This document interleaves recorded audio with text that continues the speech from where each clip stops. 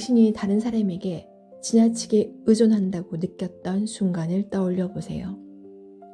그 순간에 당신은 어떤 감정과 생각을 경험했나요? 그 의존이 당신의 삶에서 어떻게 제한으로 작용했는지 탐구해 보세요. 그리고 그 의존이 어떤 방식으로 당신의 독립성을 키우는 기회가 될 수 있을지 상상해 보세요.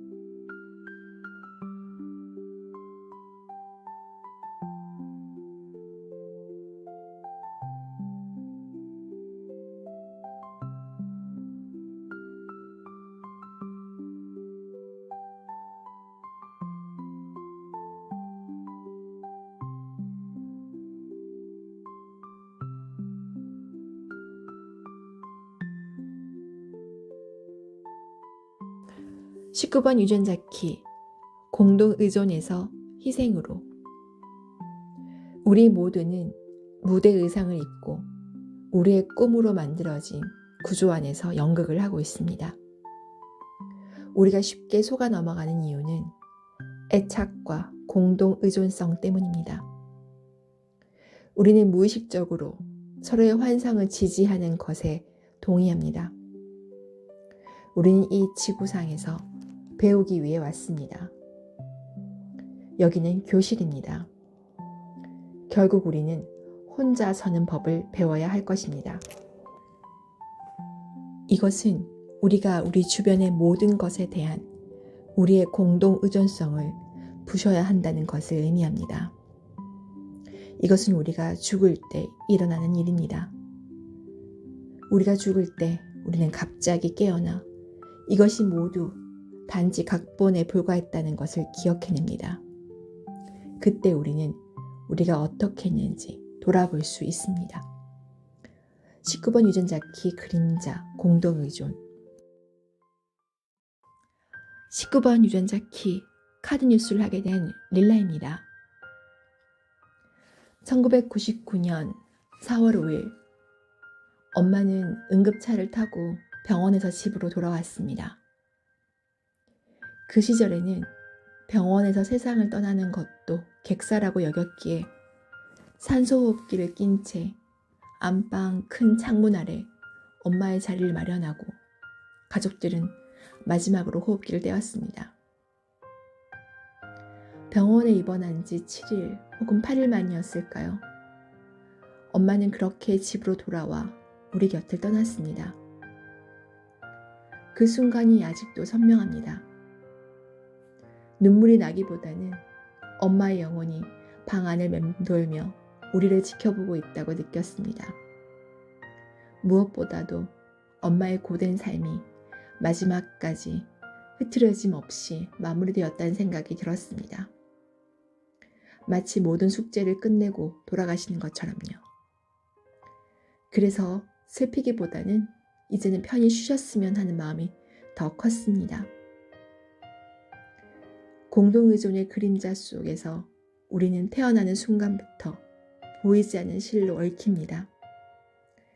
가족, 결혼, 친구, 주변 사람들과 감정과 사연으로 묶이며 서로의 환상을 지지하고 역할을 수행합니다. 이 모든 걸 어린 시절부터 알고 있었습니다. 하지만 제 삶은 그 거미줄에서 단 한 번도 벗어난 적이 없었습니다. 애착과 스토리로 얽힌 관계 속에서 벽돌을 하나씩 쌓듯 상황들이 만들어졌습니다. 하지만 그 벽돌들은 단단하게 포개지지 못하고 어긋난 채 쌓였습니다. 결국 기울어진 벽이 되어버렸죠. 가족, 연인, 친구라는 이름 안에서 우리의 벽돌들은 서로 기대어 서 있습니다. 무너지는 벽돌들, 이렇게 삐뚤어진 관계를 어떻게 풀어야 할지 몰라 나는 유전자 키에서 답을 찾고자 이곳에 왔습니다. 가끔은 기울어진 벽돌 하나를 바로 세웠다고 생각하는 순간 그 위에 쌓인 것들이 와르르 무너져 내립니다. 때로는 최근 쌓인 벽돌을 정리했지만 아주 오랜 과거에서 이어진 이야기들과 맞물려 다시 무너집니다. 그렇게 반평생을 그리고 작년과 어제를 살아왔습니다. 꿈이 알려준 것들이 있습니다. 2023년에도 19번 카드 뉴스를 썼습니다. 그때도 전날 밤 꿈을 꾸었습니다. 그 꿈을 묵상을 하며 내가 얼마나 극단적인 사고방식 속에서 살아왔는지를 깨달았습니다. 올해 또다시 19번을 카드 뉴스로 만들기 전날 나는 다시 꿈을 꾸었습니다. 우리는 매일 밤 다른 세계로 들어갑니다. 옷을 벗고 의식의 오지 속으로 걸어 들어갑니다. 현실에서의 조바심과 상황들이 꿈으로 각인이 되고 꿈에서의 경험이 다시 현실을 각인시키는 반복 속에서 살아갑니다. 저는 19.6을 SQ에 가지고 있습니다. 또한 16.4번의 삶의 일을 가지고 살아가며 무관심과 다재다능이라는 그림자와 선물 사이에서 바쁘게 하루를 살아갑니다. 어머니의 뱃속에서부터 깊이 각인된 19번의 공동의존적 패턴을 알아차리고 타인을 통해서가 아닌 스스로 치유하는 법을 배워야 합니다. 19번의 선물인 민감성은 결국 치유의 선물입니다. 하지만 우리는 자신을 소진시키며 살아갑니다. 타인에게 의존하고 상대를 원망하고 그들의 탓으로 돌리며 살아갑니다. 그것이 더 쉽고 편하기 때문입니다. 그렇게 무감각해지는 것이 저에게 익숙한 생존 방식이었으니까요. 이것은 저의 이야기입니다. 저는 여전히 어둠 속에서 벽돌을 쌓고 있습니다.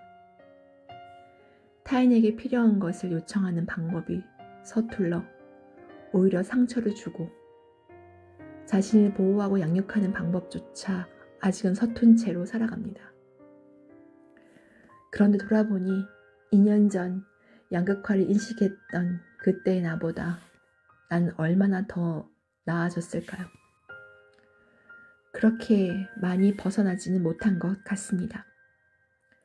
어쩌면 더 조급해지고 더 자신에게 무관심해진 건 아닐까 그런 마음이 무겁습니다. 하지만 적어도 그것을 알아차릴 수 있는 나가 있다는 것, 그것만으로도 감사해야 할까요? 나 자신을 위해 기도합니다. 세상에서 가장 무심하게 나를 돌보지 않는 나를 위해 오늘 기도합니다. 언젠가 이곳을 떠날 때 제 딸이 내가 엄마를 보낼 때 그랬던 것처럼 나를 편안한 마음으로 바라볼 수 있기를, 그때 그녀가 나를 보내줄 수 있기를 기도합니다. 감사합니다. 사랑합니다.